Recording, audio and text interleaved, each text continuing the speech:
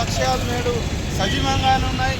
నేడు దేశంలో ఉన్నటువంటి పాలకులు ఉన్న సంపదను కొద్దిమంది చేతుల్లోకి ఈరోజు తీసుకెళ్తున్నటువంటి పరిస్థితి. అదేవిధంగా విద్యను మొత్తం కూడా ఆశయకరంగా ఆ రోజు రాజు సుఖదేవు ఏదైతే ఆశయం కోసం పోరాడో ఆ రోజు దేశంలో ఉన్నటువంటి పరాయి పాలనకు వ్యతిరేకంగా, దోపిడీకి వ్యతిరేకంగా, అసమానతల వ్యతిరేకంగా పోరాడడం వారి స్ఫూర్తితో నేడు దేశంలో ఉన్నటువంటి కేంద్ర ప్రభుత్వం విద్యా వ్యతిరేక విధానాలకు వ్యతిరేకంగా, అదేవిధంగా ఆ దేశంలో ఉపాధి విద్యా అవకాశాల కోసం, అదేవిధంగా కార్మికుల హక్కుల కోసం ఈరోజు పోరాడాల్సిన అవసరం ఉన్నాయి. కాబట్టి రాజకీయ ఉద్యమ స్ఫూర్తితో నేడు 93వ వర్ధంతి సభలను జరుపుకుంటున్నాము. వారి స్ఫూర్తితో ప్రజా వ్యతిరేక విధానాలపైన ఉద్యమిస్తామని సందర్భంగా మేము ప్రజానీకానికి పిలుపునిస్తున్నాం.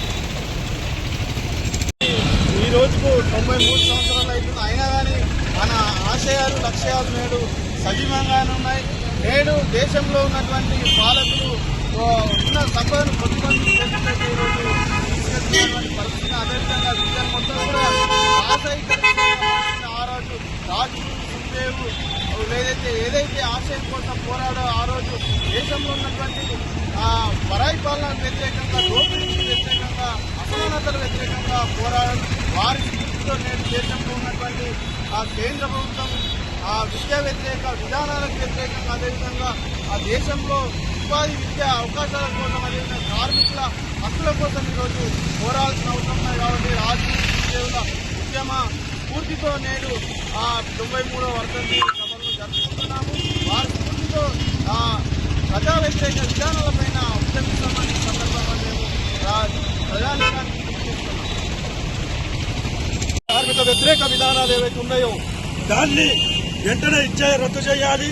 4 లేబర్ కోడ్లు ఏదైతే కేంద్ర ప్రభుత్వం కార్మికుల కోసం తీసుకొచ్చిందో దాన్ని రద్దు చేయాలి. అలాగే గత ఏదైతే 10 సంవత్సరాల క్రింద బీజేపీ ప్రభుత్వం పేదవారి కుటుంబంలో నల్లధనం తీసుకొచ్చి ప్రతి కుటుంబంలో జన్ధన్ ఖాతాలో 15 లక్షల రూపాయలు వేస్తామని అబద్ధం చెప్పింది. ఇప్పటి వరకు కూడా పేదవారి కుటుంబంలో, మధ్యవారి కుటుంబంలో ఎలాంటి వారికి కూడా ఒక్క రూపాయి కూడా ఆదుకోలేదు. మరియు ఇళ్ళ దేవుళ్ళ పేరుతోటి ప్రజల్ని హింసిస్తూ ఉంది. అలాగే పాలకులు ఎవరైతే ఉన్నారో వాళ్ళ మీద కూడా హింసిస్తూ ఉంది. సోషలిజం వాళ్ళ పైన కూడా దాడులు జరుగుతూ ఉన్నాయి. దాన్ని మానుకోవాలి. ఇలా అబద్దాలు చెప్పి గద్దె ఎక్కడం కాదు, ప్రజల్ని ఏం చేస్తున్నారో అనేది చూపించాలి. ఇలా అక్కడ ఏదో రామాలయం కట్టి ఇక్కడ ప్రజల్ని ఇచ్చేసుడు కాదు, మీరు ఏం చేస్తున్నారు అనేది ప్రజలకు కనిపించాలా. ఇలా ఎక్కడ చూసినా యూనివర్సిటీలు లేవు, అలాగే యూనివర్సిటీలు నిర్మించాలా. ఇలా ప్రభుత్వం ఏదైతే ఇలా ప్రభుత్వ సంస్థలు ఏవైతే బిఎస్ఎన్ఎల్ ఉందో, రైల్వే ఉందో, ఎల్ఐసి ఉందో, ఇలా దాన్ని మొత్తం ప్రైవేటీకరణ చేస్తూ ఉంది కేంద్ర ప్రభుత్వం. దాన్ని వెంబడే మానుకోవాలి. ఇలా ప్రభుత్వం ఉన్న ఆస్తుల్ని కూడా అమ్మేస్తూ ఉంది. ఇలా మనం చూస్తూ ఉన్నాం, బ్యాంకులో పెద్ద లోన్లు తీసుకొని ఇవాళ బయట ప్రపంచ దేశాల్లో వెళ్ళిపోయిన వాళ్ళు ఉన్నారు. కోట్ల రూపాయలు ఇవాళ మన బ్యాంకులని కొల్లగొట్టిపోయినా వాళ్ళని మాత్రం ఇప్పటి వరకు బీజేపీ ప్రభుత్వం వాళ్ళని పట్టుకొని వాళ్ళ డబ్బులు మాత్రం తీయలేదు. ఎందుకని అడుగుతా ఉన్నాం.